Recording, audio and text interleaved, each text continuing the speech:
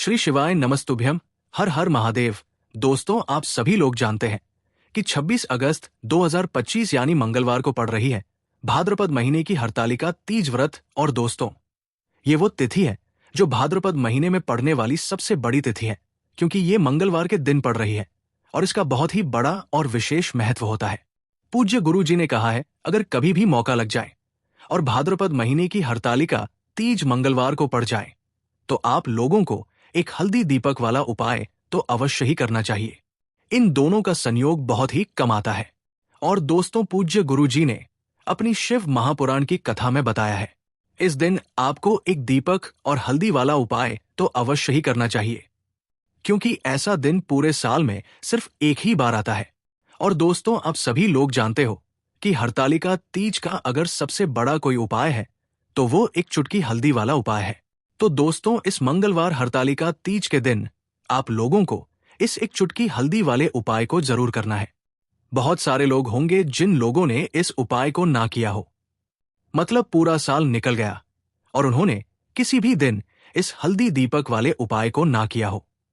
पर दोस्तों, आपके पास एक आखिरी मौका बचा हुआ है, जो कि 19 अगस्त के दिन है।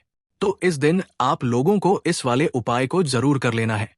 भले ही आपने पूरे साल भर इस उपाय को ना किया हो, पर अगर आपने इस भाद्रपद महीने की हरतालिका तीज के दिन अगर इस वाले उपाय को कर लिया तो आपको इस उपाय को करने का वो फल मिलेगा जिसकी आपने कभी कल्पना भी नहीं करी होगी।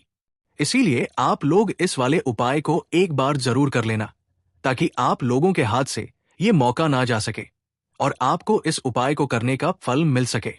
दोस्तों, ये उपाय पंडित जी ने अपनी अभी की ही शिव महापुराण की कथा में बताया है, जिस उपाय को आज हम आपको बहुत अच्छे से समझाने वाले हैं। इस वीडियो को देखने के बाद इस उपाय को समझने के लिए आपको कोई और वीडियो को देखने की जरूरत नहीं पड़ेगी। तो चलिए दोस्तों, उपाय को शुरू करते हैं। देखिए, ये इस भाद्रपद महीने के मंगलवार के दिन ये इतना खास होता है, इतना महत्वपूर्ण होता है। देखा गया है कभी कभी बड़े बड़े पूजा पाठ अनुष्ठान से जो मनोकामना पूर्ण नहीं होते, वो इस भाद्रपद महीने की हरतालिका तीज के दिन एक छोटे से उपाय करने से ही आपकी मनोकामना पूर्ण हो जाती है। और बहुत सारे लोगों ने इस उपाय को किया भी है और उनको इस उपाय को करने का फल भी जरूर मिला है। अगर आप लोग भी इस उपाय को मंगलवार हरतालिका तीज के दिन करना चाहते हैं तो आप इस उपाय को पहले अच्छे से समझ लेना, सुन लेना, उसके बाद करना। आपको इस उपाय का फल जरूर मिलेगा। और इस उपाय को कर लेने से आपके घर में चाहे किसी भी प्रकार की दुख और समस्या क्यों ना चल रही हो, आपको उसका कारण भी नहीं पता है कि भाई ये समस्या किस कारण से चल रही है, उसका कुछ भी कारण हो सकता है, जैसे पितृ दोष हो सकता है या किसी भी तरह का मंगल दोष भी हो सकता है।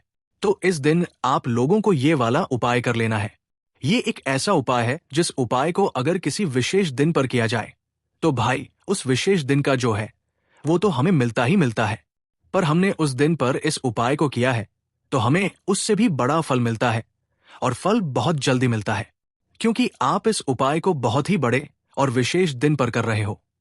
तो चलिए अब उपाय के बारे में बात करते हैं, लेकिन उससे पहले आप लोगों को ये जानना आवश्यक है कि आखिर ये उपाय किस समय करना है, किसको करना है और कैसे करना है।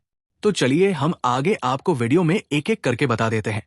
लेकिन उससे पहले अगर आप लोग हमारे चैनल पर नए हैं तो हमारे चैनल को सब्सक्राइब कर लेना और इस वीडियो को लाइक करके कमेंट बॉक्स में श्री शिवाय नमस्तुभ्यम ओम नमः शिवाय जरूर टाइप कर देना।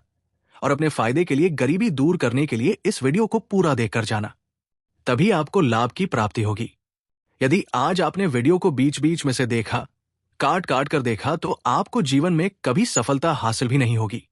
दोस्तों, इस एक चुटकी हल्दी वाले उपाय को हमें इस हरतालिका तीज के दिन कैसे करना है, किसको करना है, किस समय करना है और कहां पर करना है, ये सारे सवालों के जवाब आपको इस वीडियो में मिल जाएंगे। और जो ये वीडियो देखेगा भाई, उसको एक चुटकी हल्दी वाला उपाय जरूर करना चाहिए, क्योंकि इस दिन हल्दी का भी बहुत ही बड़ा और विशेष महत्व होता है। और जब बात आ जाए एक दीपक और हल्दी की, तो ये सोने पर सुहागा वाली बात हो जाती है और ये एक बहुत ही बड़ा उपाय हो जाता है इस मंगलवार हरतालिका तीज का। अब हम समझते हैं इस वाले उपाय को हमें करना किस समय है, इस हरतालिका तीज के दिन करना किस समय है। तो देखिए, इस उपाय को करने का जो समय है वो सुबह का समय है और शाम का समय भी है। अब देखिए, यहाँ पर हम मुख्य रूप से सुबह का समय नहीं बोलेंगे, क्योंकि 19 अगस्त मंगलवार हरतालिका तीज का दिन है और इस दिन प्रदोष काल के समय का बहुत महत्व होता है। बाकी अगर सुबह के समय भी करेंगे तो भी अच्छा होगा, उसमें कोई भी दिक्कत वाली बात नहीं है। तो चलिए जानते हैं इस विशेष उपाय के बारे में। लेकिन उससे पहले एक प्रार्थना, अगर आप इस चैनल पर नए हैं तो आप इस वीडियो को लाइक करें, चैनल को सब्सक्राइब करें और कमेंट बॉक्स में आप अपनी राशि या अपना नाम जरूर डाल दें, क्योंकि हम राशि से जुड़ा भाग्य भी बताते हैं और भाग्य में चल रही परेशानियों को दूर करने के लिए वो आसान से आसान उपाय भी बताते हैं। तो चलिए अब हम अपने सबसे पहले उपाय की बात कर लेते हैं। देखिए, हरतालिका तीज के दिन पर विशेषकर भगवान शिव और माता पार्वती का पूजन किया जाता है। अब साथ ही साथ मंगलवार का दिन भी पड़ गया है, तो ऐसा समझ लीजिए आपके जीवन में धन भी आएगा, सुख भी आएगा, धन बढ़ेगा भी, और साथ ही साथ आपके जीवन के सारे संकटों को भगवान शिव जी दूर कर देंगे। तो चलिए सबसे पहले बात कर लेते हैं सबसे पहले उपाय की, जो कि हरतालिका तीज वाले दिन आपको विशेष कर करना है। और इस उपाय को करने से आपकी कोई भी ऐसी इच्छा, कोई भी विश जो अभी तक अधूरी है, पूरी नहीं हो रही है, तो आपकी बड़ी से बड़ी विश और मनोकामना भी पूरी हो जाती है जब आप हरतालिका तीज वाले दिन इस पहले उपाय को कर लेते हैं। तो देखिए, आप सभी जानते हैं कि माता पार्वती को 16 श्रृंगार सबसे प्रिय है। बिना 16 श्रृंगार के माता पार्वती जी की पूजा अधूरी है।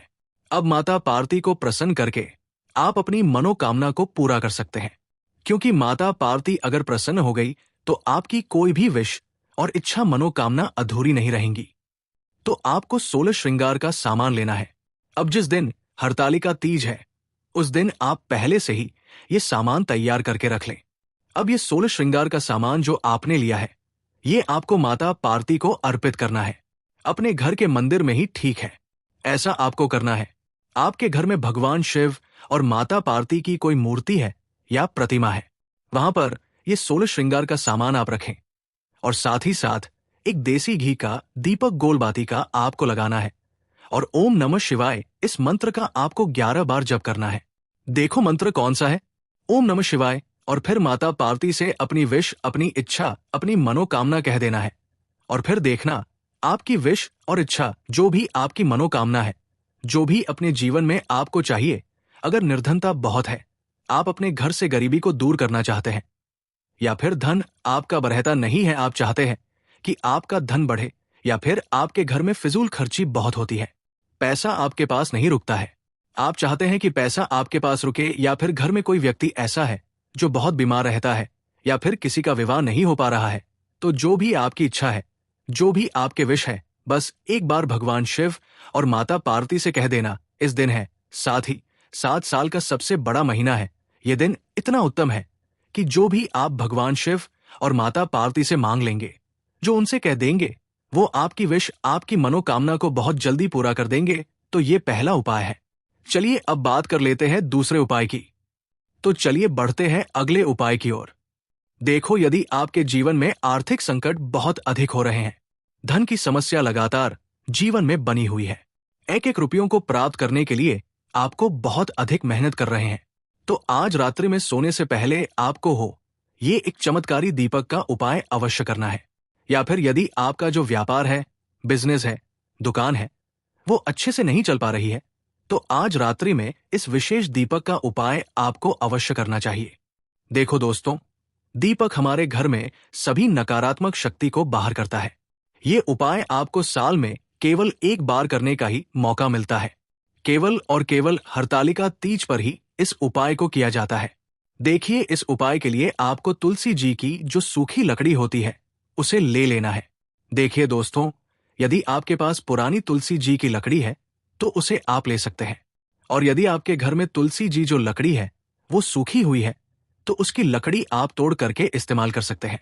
लेकिन आपको ध्यान रखना है कि सूर्यास्त से पहले पहले ही आपको ये जो तुलसी जी की लकड़ी है इससे अवश्य ही तोड़ लेना है, और आज के दिन लकड़ी को नहीं तोड़ना है।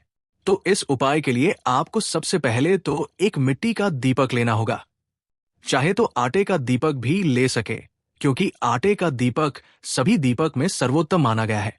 इस दीपक के अंदर आपको शुद्ध घी का प्रयोग करना होगा और इससे दीपक के अंदर अपने जो तुलसी जी की लकड़ी ली है उसे भी रख देना है। लेकिन ये जो तुलसी जी की लकड़ी है, इसमें आपको चारों तरफ अच्छे से घी लगा लेना है। देखिए, गुरु जी ने बताया है कि जो तुलसी जी की लकड़ी है, यदि आप उपाय करते हैं और बहुत ही शीघ्रता से जल जाती है, तो इसके लिए आपको एक कार्य करना है।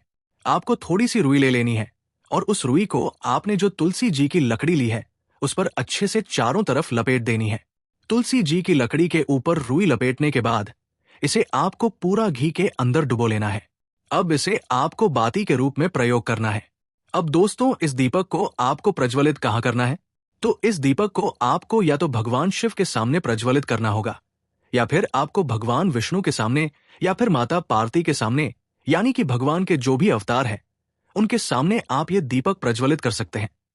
या फिर आप इसे दीपक को माता तुलसी जी के सामने भी प्रज्वलित कर सकते हैं। पूज्य गुरु जी ने बताया है कि जो भी व्यक्ति इस प्रकार से तुलसी जी की डंडी से ये दीपदान कर देता है, उसके जीवन में कभी भी धन की समस्या नहीं होती है। इसीलिए आपको ये पूरे साल में केवल एक बार ही मौका मिलता है। इस उपाय को करके देखना, आपकी सभी इच्छा जरूर पूर्ण होगी। ये जो उपाय है, रात्रि में सोने से पहले करना है। बात करते हैं अगले उपाय की। अब बताते हैं तुलसी के गमले में आपको वो कौन सी चीज डालनी है जिस उपाय को करने से आप अपने जीवन में महाधनी बन जाएंगे। इतना धन आपको मिलेगा कि कभी भी आपके धन में कमी नहीं आएगी, कभी भी आपका धन बर्बाद नहीं होगा। आपके पैसे की बर्बादी बिल्कुल आपके जीवन से रुक जाएगी।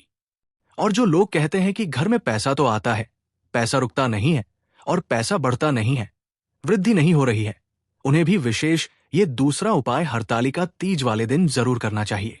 तो देखिए, पहले ही आपको बता दिया कि भगवान शिव और माता पार्वती की पूजा और उनका भोग तुलसी मैया के बिना अधूरा है ना?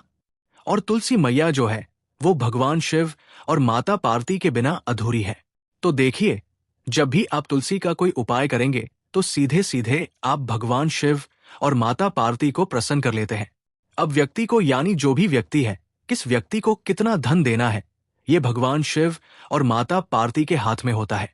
धन देने का काम मां लक्ष्मी करती है, जो कि मां तुलसी का ही एक रूप है। मां तुलसी जो है ये माता लक्ष्मी का ही स्वरूप है ना? तो आपको करना क्या है?